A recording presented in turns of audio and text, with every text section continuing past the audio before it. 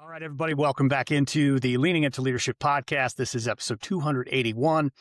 I want to start with a very simple question. When was the last time someone made you feel like you truly belonged? And not because of your title and not because of your accomplishments, not even because of what you could do for them, but simply because they saw you, they valued you, and they made you feel like you mattered. The truth is, we're living in a time when people are more connected than ever through technology, yet many feel increasingly disconnected from one another. Leaders are exhausted, educators are overwhelmed, students are struggling, and everywhere we look, people are searching for something deeper than productivity, performance, or achievement. They are searching for connection. They are searching for belonging. And perhaps now, more than ever, they're searching for a little bit of kindness. Today's guest believes kindness isn't a weakness. In fact, he argues it's one of the most powerful forces we have for transforming culture, strengthening relationships, improving performance, and helping people thrive. Dr. Chris Culver is the author of the new book, Be the Light, The Science of Kindness and the Power of Belonging. In our conversation, we dive into the neuroscience behind connection, the impact belonging has on our well-being, leadership, and culture, and why small intentional acts of kindness can create ripple effects far beyond what we often realize. Now, before I welcome Chris into the show, I want to take a moment to thank our sponsor. Today's episode of Leaning Into Leadership is sponsored by Hey Tutor. At Hey Tutor, they understand something that aligns perfectly with today's conversation. People learn best when they feel supported, connected, and valued. Hey Tutor is more than just a tutoring provider. They are a trusted partner helping districts deliver high-impact, personalized learning experiences that meet students where they are and help them grow confidence. As a recipient of the National Student Support Accelerators Badge for high-quality tutoring, Hey Tutor provides evidence-based programs that help close learning gaps while strengthening literacy and math outcomes for students all across the country. Because when students experience belonging, when students experience encouragement, when students have meaningful support, incredible things can happen. To learn more about Hey Tutor and how Hey Tutor can support your district, visit heytutor.com or go down to the link in the show notes. That will let them know that you heard about them here on the Leaning Into Leadership podcast. All right, now on to my conversation with Dr. Chris Culver. All right, Chris, welcome into the Leaning Into Leadership podcast.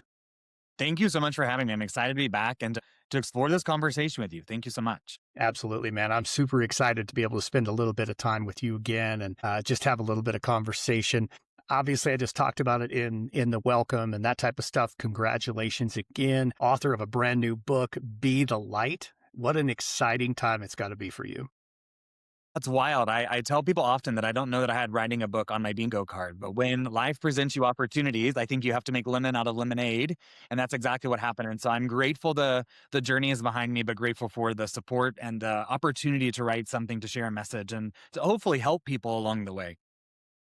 Yeah, so let's do this just a little bit, Chris. I mean, you've been here on the show before, but for those who maybe don't remember that or haven't had the pleasure of getting to know Dr. Chris Culver, give them just a real quick snapshot of who you are and truly what you're all about. Absolutely. So I come from a divorced family. My parents separated when I was 6. My dad lives in North Carolina. My mom lives in Oklahoma. So for my whole entire life, I figured that most people had 4 parents. But what I realized when I was teaching human development at the university level is that's not true. And so I share that in this space just because I know somebody else may have navigated divorce. And I share that because as humans, we're wired to belong. We're wanting to be seen, heard, valued, and respected for who we are, as our authentic selves.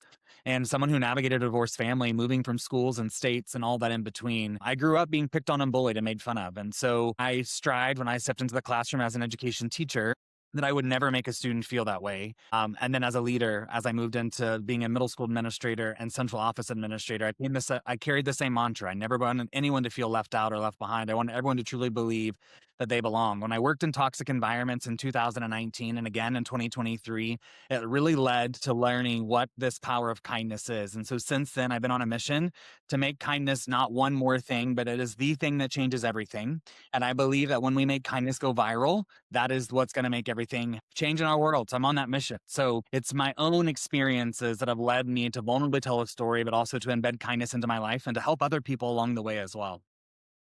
I love that so very much. And I think it's just such a truly important thing. And unfortunately, that taking the time to be intentional about kindness doesn't necessarily happen as often, I think, in our current society as we would want to see it taking place. Let's talk a little bit about, but kind of the drive behind the book. We'll talk a little bit more about some of the stuff that's in there. There's a couple of things in particular I really want to get into, but I'm always curious anytime I get a chance to talk with an author. And by the way, folks, full disclosure, Road Awesome did publish this book. So I have some deep insights that I don't normally have for folks whose books we didn't publish. But tell just a little bit of the drive behind why do you write a book? I know you've completed a dissertation, and I think you and I had this conversation in North Carolina at a point in time. Like, once you finish a dissertation, the last thing you want to do is ever write anything again. So what shifted? Why write this book? Why now? Yeah, I appreciate that. You're right. I remember finishing the dissertation. I was like, I'm never writing again. That was so fun. That's it. Like, that's the end of the writing journey, right? And I remember a couple of years ago when I was getting into the speaking space, getting into this kindness research, Katie Kinder was like, hey, you've got to write a book. What you're talking about, you got to write a book. And I was like, Katie, I really appreciate it. So grateful. And so I remember processing that and I was like, okay, like what if I started writing my full day and kind of unpacking my keynote and unpacking this research and looking at this for my dissertation. And if I discombobulate all this, what does this look like? Right. So I vomited a bunch of words onto a page. And I think even Darrin, we met at one point and I just kind of left it there. I was like, I'm just going to leave it and just see what happens. Right. Yeah. And I think the universe has a weird way of working with us. And so I had an opportunity presented to me to be a keynote speaker in another state. And in that conversation, I said, hey, we're going to buy your book. And I laughed. I mean, literally laughed out loud on a Zoom. And I said, I don't have a book, but that's so kind. I can recommend others to you. And she said, well, we want your book. So if you will write one between now and then, we'll buy it. And I was like, like, all right, here we go. We got to figure this out. Right. And so I really sat with it. I had reread what I had written before and I didn't really care like the direction I had gone. I wanted to change things. And I really was leaning into this idea of be the light. Like, what does this mean? I think you had even shared a song with me where you talked about it by, Yeah. I can't think of the guy's last name, but Rhett, about being the light, literally, right? Yeah. In a time in which I had lost some in-laws and some family members and just trying to discern what does this look like? What am I doing? And so what I realized in that moment of just processing where I was and what was experiencing in my life is so many people are navigating darkness. So many people are navigating stress, burnout, being exhausted, tapped out, maxed out. And I think a lot of the story that I have may not be the same as theirs, but they probably can empathize with a lot of things that I've shared or navigate through that. And so I wanted a tool or a resource to help someone. And at the end of the day, it's all about helping one person for me. And so it was a long journey. I remember finishing and I was like, this is almost worse than a dissertation, right? Because you're so critical and analytical and all that. So the idea, gosh, it's multi-pronged, but I'm grateful it finally came to fruition. And much to your point, thank you to Road Dawson for making it come to fruition and for the support in publishing the book along the way.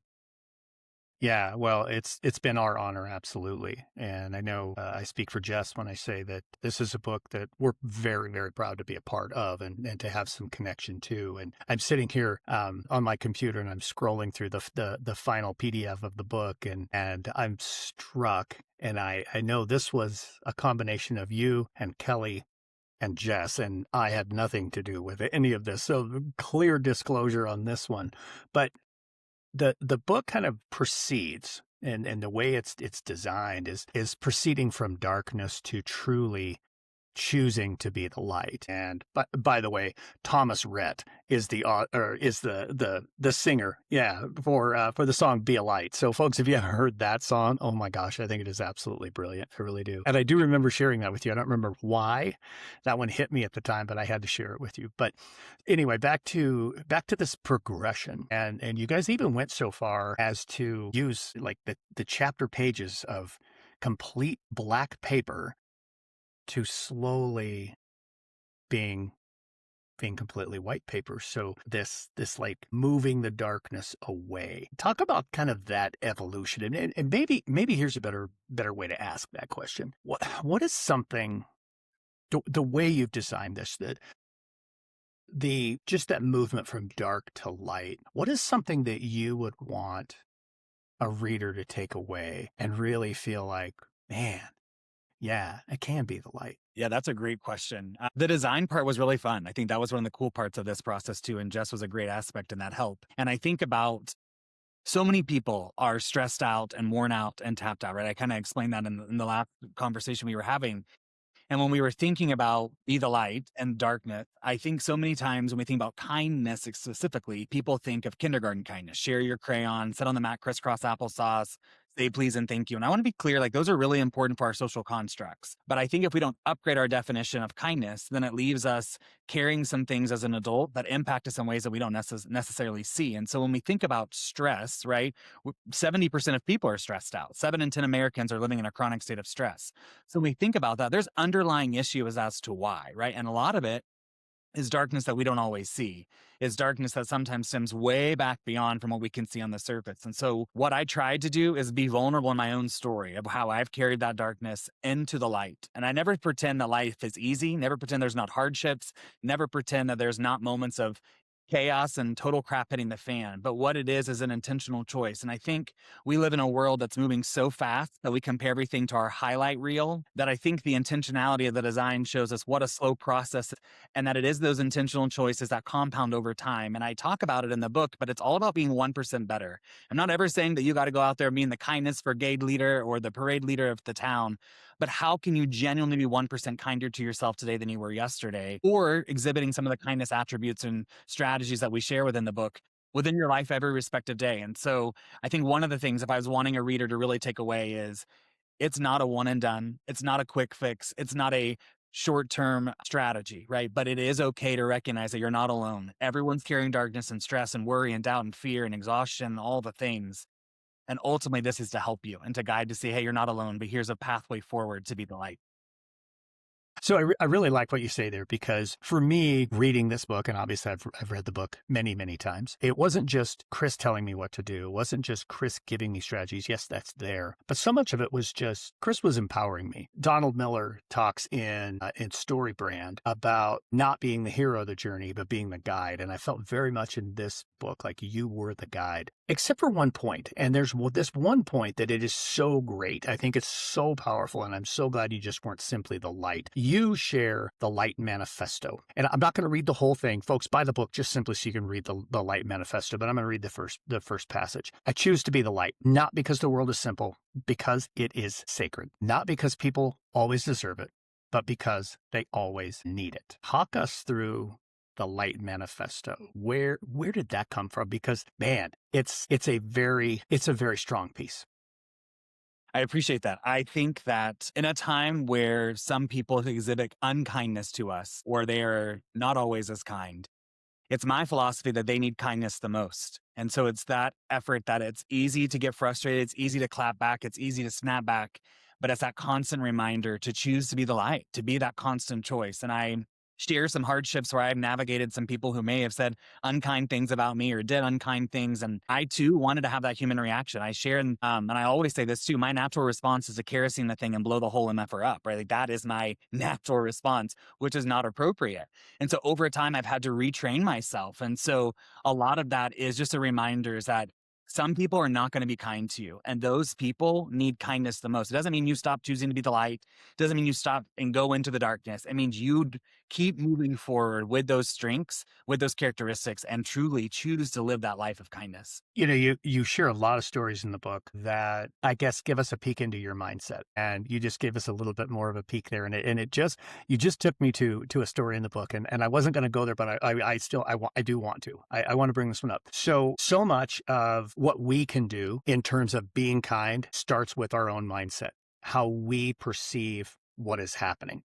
In the book, you share a story about a student who drew a picture of you, and your initial, and I love this because the image that he drew is actually in the book. I don't have to tell the story. I want you to tell the story, but it speaks so much to mindset and how we can lean into our own mindset to be kind. So I'll let you run with that. Yeah, I was an international teacher in Bangkok, Thailand, and the student I had at the end of the year, towards the end of the year, he had came in for tutoring, and he's like, "Hey, Mr. Chris, I made this drawing for you." And I was super excited because in our time together, he was working primarily on acquiring English. And so we were doing computer work and different things, and he was really great at graphics and Photoshop. So in my mind, when I get this drawing, it's going to be phenomenal, right? And I open up this folded piece and I'm like, my God.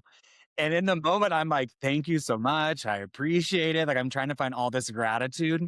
But as soon as he left the space, like, I literally marched that paper around school. And I was like, is this what I look like? Is this what I look like? Because I was so nervous. And I know that it's rooted in vain. And then I realized as well as I was walking back to my classroom in an essence of, that kid took time and energy to make something for me. How dare I make fun of what I look like because I don't like the way I look in a pencil drawing, right? And I think so often we're quick to dismiss things that we don't care for or look like or whatever it may be. And I was guilty in that moment of doing the exact same thing. But I think that's where we can choose to rewrite that story in our mind, to choose to be the light, to choose kindness for ourselves and for others and say, no, that child made effort, time, energy, all those things for me to have something. And so I put it up in the middle of my bulletin board in the middle. I was like, I'm proud of this, right? I'm proud of it. And I didn't love the way I looked, but I wanted that kid to know, hey, you belong here. I appreciate your effort. I appreciate your authenticity.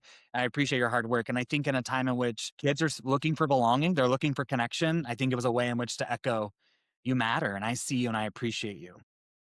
Yeah, absolutely. And it's honestly, it's one of my favorite stories in there because there So is some great humor to it. To hear you laugh when I bring it up makes it even more my favorite. I think it's fantastic. Let's do this. You know, before our time starts to wind down and get away from us.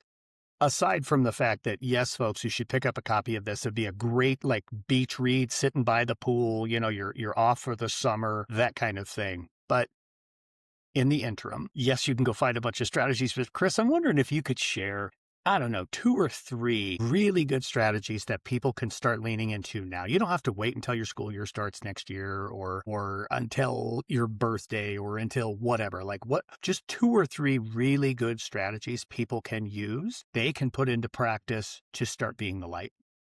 yeah, I think one of the ones that comes to mind immediately is in the moments of frustration, the moments of chaos, the moments of anger, all those negative feelings start to come. I encourage you to pause for 6 seconds. And if you're thinking, Chris, I can't do 6 seconds, and friends, I know it's going to feel awkward when you're in that pause. It feels gross, it feels weird, it feels all the things.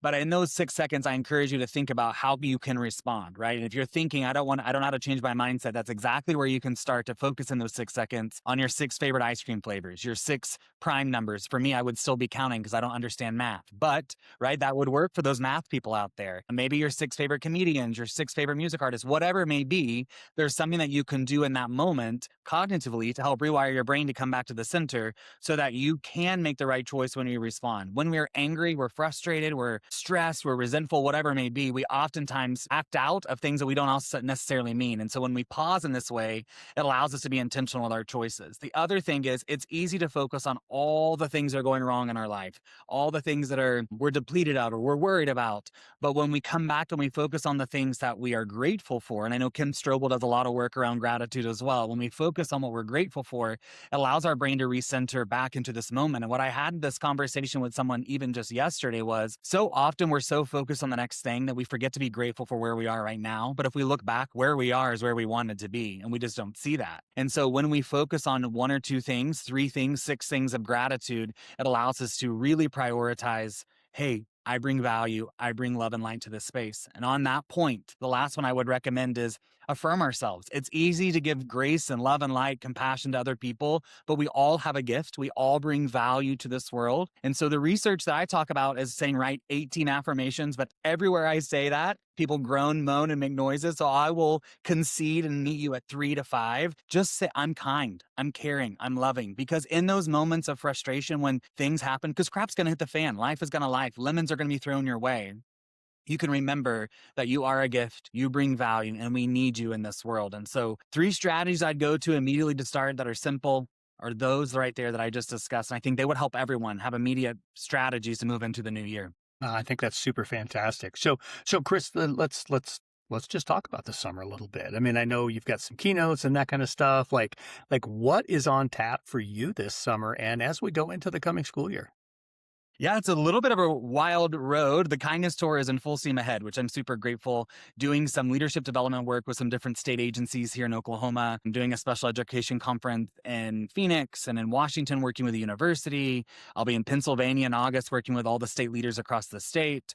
I'm back doing some stuff with medical professionals and nursing home professionals, insurance agencies, and finance groups all across between June, July, and August. So I'm super excited to get to travel around the United States and meet new people and be in new spaces. As an an educator, I never thought I would be invited into some of these spaces. And so it's cool to say, hey, we want to hear what you have to say. And I'm like, this is neat. I'm really cool to go. It's really cool to get to go somewhere new. So it'll be Yeah. a busy summer, but I'm excited for the opportunity to connect with people and to share some love and light with people and to let them know that we need who they are and excited to help them heal or serve or whatever I can do along the way. Absolutely. And nobody does it better than you do, man. Without question. Without question. So let's do this. Our time has already just flown right away. I'll give you a chance in here in a few minutes to tell people how they get in touch with you. But this is the Leaning into Leadership podcast. I know you've done this before, but hey, that doesn't mean that you get off the hook on the second go round. So Chris Culver, how are you leaning into leadership right now?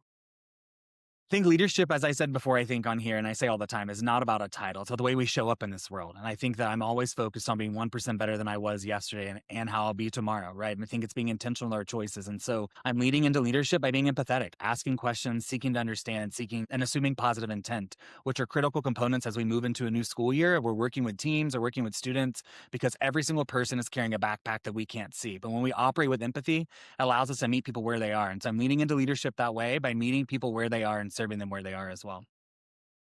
Love it. Absolutely. And, and I didn't speak to it when you brought it up, but I'm going to speak to it right now because I think our good friend Katie Kinder would not be happy with me just ignoring a Katie Kinder reference earlier in the podcast. But it's interesting that Katie was the one who pushed you to get going on the book. And of course, Katie and I did a book together and all those wonderful things. So yes, hats off to our teal glassed friend.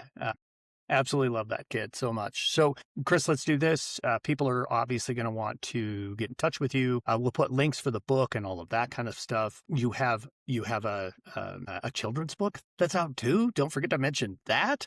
I mean, wow, everything's coming up Chris Culver right now. So, how do people get in touch and get all of this awesome stuff that you are doing through Orange Sparrow?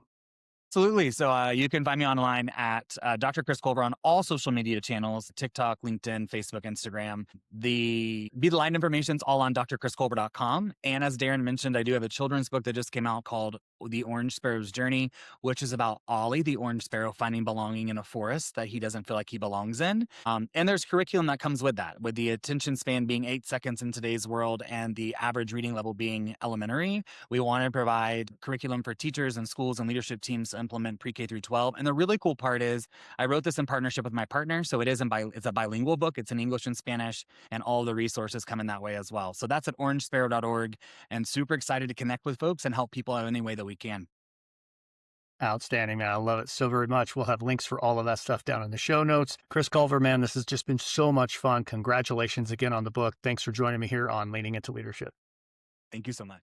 Man, what an incredible conversation there with Dr. Chris Culver. I really appreciate him joining us here on the show. Again, all of his stuff is down there in the show notes. Make sure you get down there, check that out, get connected with him, and go grab a copy of his new book, Be the Light. Absolutely fantastic. Now, it's time for a pep talk. Today on the pep talk, I just want to build on something that Dr. Culver was talking about. Just some of those simple strategies that you can lean into to start practicing kindness. And it starts with us focusing on being kind to ourselves. I think sometimes, and I appreciate so much how he talked about this, but sometimes the person that it's the most difficult to be kind to is yourself. Think about the words that you use when you're frustrated with yourself or when you do something that you're not happy about, and just some of the things that you do in terms of how you talk to yourself. Simply changing the way that we talk to ourselves can make such an impact on how we are viewing the world, on the words that will come out of our mouth, and how we view ourselves. Be kind to yourself, folks. Lean into yourself and focus on that. That's what I've got for you this week, folks. As always, rate, review, subscribe. That's what drives this algorithm. That's what gets more people the opportunity to listen to Leaning into Leadership. Get out there. Have a real awesome week.